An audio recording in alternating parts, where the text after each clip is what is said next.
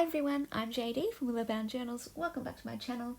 I am a journaler, journal maker and teacher of journaling courses, and today is day 26 of the Inspiration Journal course, where I'm showing you how I made this collage art journal page by page in case you would like to follow along at home. So this is a free course where there's 30 videos showing 30 page spreads, all featuring collage or art journaling in some way, and they are on my channel, so you can go at your own pace and watch those videos whenever you want, whenever you need a bit of a journaling inspiration. So today is another fun prompt. The collage prompt is texture, and you could put fabric on the page or add some lace or some trim. You could add some modeling paste, and you might want to do some stenciling or something like that. Add some gesso. Have fun with playing around with texture. I had this fashion book that was given to me from a librarian, actually, a local librarian. She knows that I like to make junk journals and that I repurpose books. So she will reserve some books for me that she thinks I might be able to use. And yeah, I'm not really into fashion or anything, but what struck me about this book was that it kind of had sections on journaling. So it was a book about how an art student, I suppose, could study fashion and how they could journal about their fashion inspiration, and they could put fabric swatches in their journal and stick in pieces. They could do color swatches of fabrics that they, or colors of fabrics that they want and all that kind of thing, and stick in photos and pictures of textures that they see that they might want to incorporate into a dress, for example, or even just magazine cutouts of dresses or anything fashion related that inspires them. And I love that idea, that style. So while it's not necessarily for me a topic that I would want to journal about, fashion, I love that particular journaling style where you are adding different pieces to your journal, adding a bit of color, adding a bit of texture, adding a bit of tape, all that kind of thing, and then writing notes, maybe adding your sketches and your drawings. I don't know, I really liked it, and so this book, I wanted to feature it in my inspiration journal because it inspired me. So I just went through the book looking for some pages and some pictures that really spoke to me in particular, and then I'm just trying my best to arrange them all on the page because there were quite a few pictures that I wanted to include. First of all, I included this picture of a stack of journals. I love photos of stacks of journals. I want to take photos of my own stacks of journals, and I used to do that back when I had a blog. I had a writing blog and a reading blog, like a book blog, and I would take photos for my blog posts. So I would often carry all of my notebooks and all of my journals out and lay them and arrange them out either on a table or on the floor, and maybe have some fabric underneath them as a backdrop, and I would just have fun, stacking them in different ways, taking photos of their spines and adding some pens. I love pens and stationery, so I had like a jar of pens and different things. So yeah, I've got a whole stack of photos on my computer of my journals, and yeah, I just love these images of stacks of journals. Whenever I see them on Instagram, I love them. Whenever people come on YouTube and show a video of their journals and they just bring out this whole collection of journals, I'm like, yes, this is awesome, I love it. And then some other images that I pulled out. Oh, hang on, let me talk about that page that I stuck down on the right hand side first. What I liked about that is just the contents page, one of the contents page, and it says fabric research, color research, concept development. And I don't know, for me that just spoke to me about a way that I could journal. I could do not fabric research, but I could do maybe supplies research, materials research, photography research, research for my journaling research, journal research, color research. That definitely can apply to journaling. So I might do some color swatches and take photos of colours that I see out and about in my daily life and stick them in my journal. Or if I see like a really pretty lace or fabric or dress, whatever, can stick that into the journal. Yes, I sometimes go to the op shop and will buy some sort of item of clothing just to cut it up and make journals out of it because I love the fabric. I know lots of you can relate. I know some people do that thing where they'll be standing in line or they'll be out and about and they'll see someone wearing this lovely dress or this lovely blouse and their instant thought is, oh, that would look good in a journal. Put your hand up if you've ever done that. And we always have this moment of feeling a little bit guilty, but nice to know we're not alone, that other people have done that too.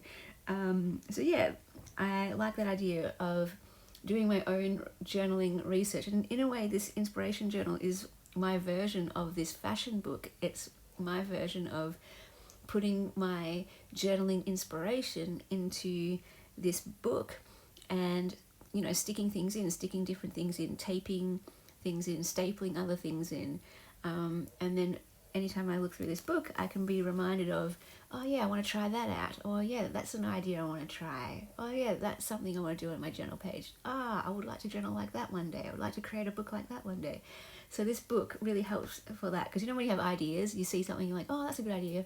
But then you don't do anything with it and then you completely forget that idea. So this for me is a place where I can store those ideas and gather all that inspiration so that, you know, I can always go back to this journal to be re-inspired or to remember what inspired me, and then I can go from there. Let that, you know, determine what I'm going to be doing next with my journaling. If I'm ever stuck as to what to do next, I can go to this book and be like, okay, what do I want to try? And then I'll flip through the pages and go, oh yeah, remember that? Let's try that.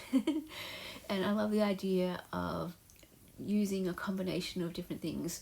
I think it was on Patreon in one of the journaling videos where I was talking about how I think what I'm currently loving is collage art junk journaling. I don't know if there's an official name for that or if people would just want to call that one thing. But yeah, I originally first discovered junk journals and then I slowly discovered art journaling on YouTube, and then I finally got into collage, and my current love is collage, as you can see by this journal. But what I really love doing is combining all three: junk journaling, art journaling, and collage journaling. I don't even know if that's a thing, but I'm calling it a thing, collage journaling. And even just straight writing journaling. And I love combining all of those elements into my journals, and so that's where I'm at currently. And this page kind of represents that because I'm I'm taping in little images from books that I've cut out, and I'm using, you'll see it at the end. See how, hang on, look at this page here, on the right hand side, see the sketches of the people wearing different outfits, and see the tape, kind of mock faux tape maybe, like taping that image into the page. That's one of the reasons why I'm cutting out this image, because I love the idea of having tape, even if it's just masking tape or even if it's just sticky tape. Like, you don't need fancy washi tape. And in fact, can you see on the left hand side page, that top image, there's writing on top of these thin strips. To me that looks like masking tape. I don't know if it is masking tape, but there, right there, I'm inspired by that. I want to get some masking tape, put that down on the page, and then put my writing on top of the masking tape. That's such a cool idea. I love that. Yeah, taping the edges, the corners. Like, I already knew about that idea from the junk journal world, but I forget about it. You know, it's so easy to forget about all these cool ideas that we come across, especially when we're taking in so much information and watching so many videos. So yeah, I wanted to put into practice what this image or this book was inspiring me to do. So at the end of this process video, I believe I grab out my washi tapes and I add them to the corners of some of the images, which is really fun. And that again is just a reminder for me to do that more.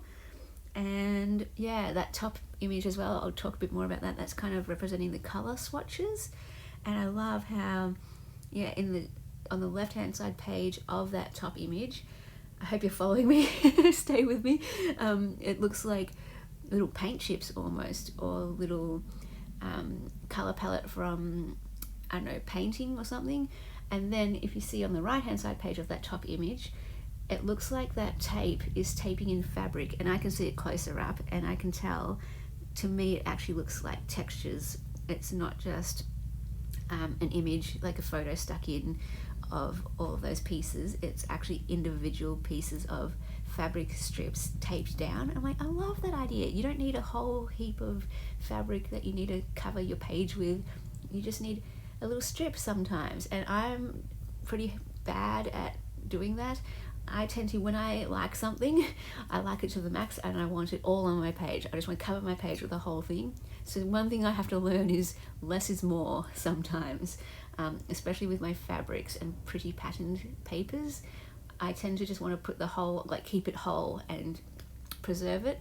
But yeah, I've got to get more into the habit of cutting it up, using little pieces of it to put on the page, and that is super effective as well. Possibly even more effective when it's a smaller piece. So yeah, I love that idea too. Maybe one day I will use that idea of getting some tape and sticking in some little strips of my favorite fabrics. And what else? What other pictures? Okay, so on the top right hand page of my journal, you can see some other images of a sketchbook. So my idea was to cut out these pictures of other people's art books, I guess, sketchbooks, art books, fashion research books, whatever you call them, their journals, documenting their inspiration for designing clothing.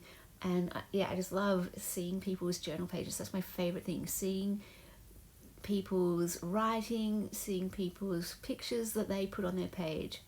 And so I really wanted to cut out as many images of journal pages from that book and put them onto my journal pages.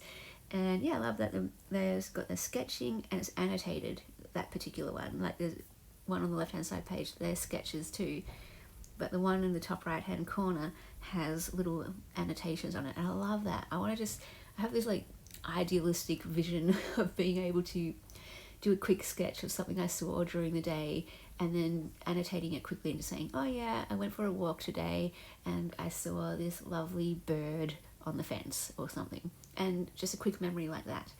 Or I don't often draw. Like I would, in an ideal world, I would love to draw on my pages. But if I'm being realistic, I'm probably more likely to take a photo and stick a photo onto the page.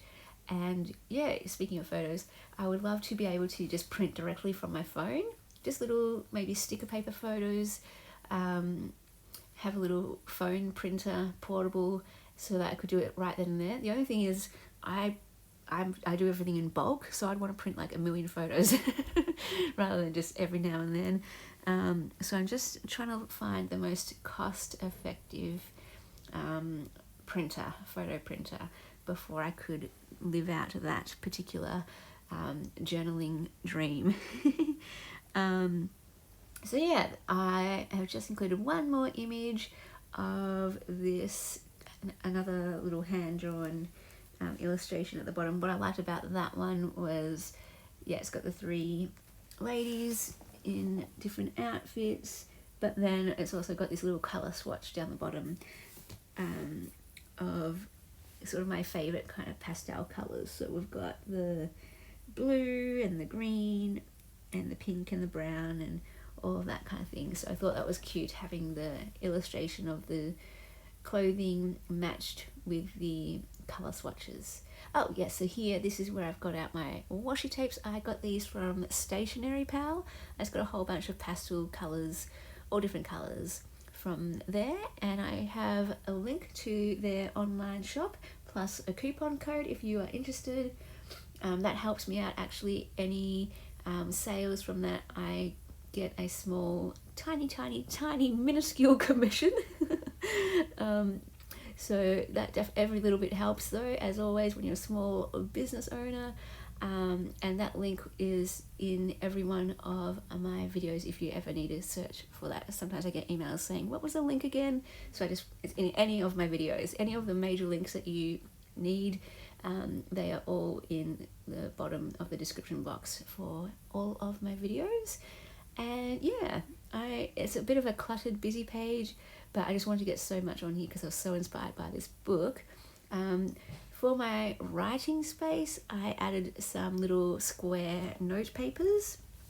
These also came from Stationery Pal, and yeah, I stick one, you can see on the left hand side page, I just tucked it under that image of all of those dresses, and then on the right hand side page I stuck the square note paper over the top of the grey box where it says glossary further reading. So that was perfect, that was the perfect size to go on top of that. And then for my journaling, I added some fabric pieces for the texture and just wrote about how this book inspired me.